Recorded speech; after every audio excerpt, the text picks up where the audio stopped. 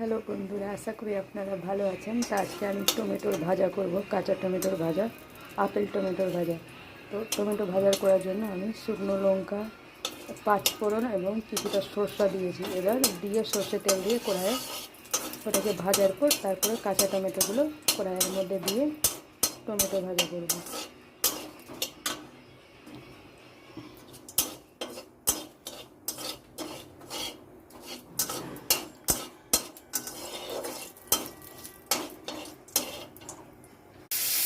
এবার টমেটোগুলোকে দিয়ে দিলাম।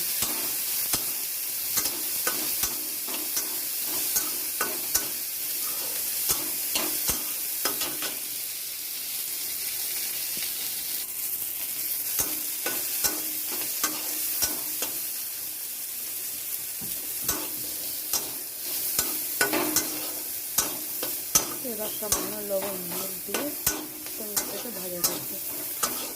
ভাজা হয়ে আসার পর আমরা দু চারটা চিনি দেবো। তার আগে আমাদেরকে লাল লাল করে ভাজতে হবে। এরপরে একটু ঢাকা দিয়ে দিতে হবে। 5 মিনিটের মতো ঢাকা দেওয়ার পর আবার আমাদেরকে দেখতে হবে টমেটো ভাজাটা হয়েছে কি হয়নি। তো বন্ধুরা, 5 মিনিট ঢাকা দেওয়ার পর আমি ঢাকাটা নামিয়ে নিয়ে দেখছি যে এবার টমেটো ভাজা হয়ে গেছে।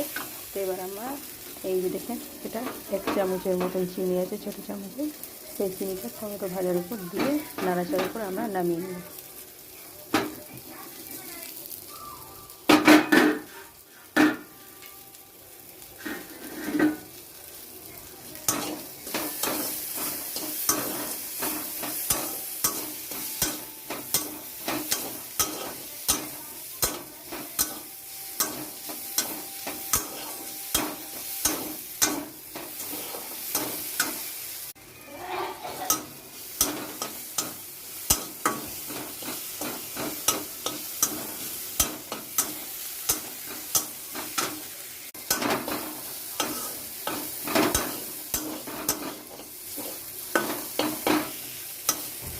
টমেটো ভাজা আজকে কমপ্লিট।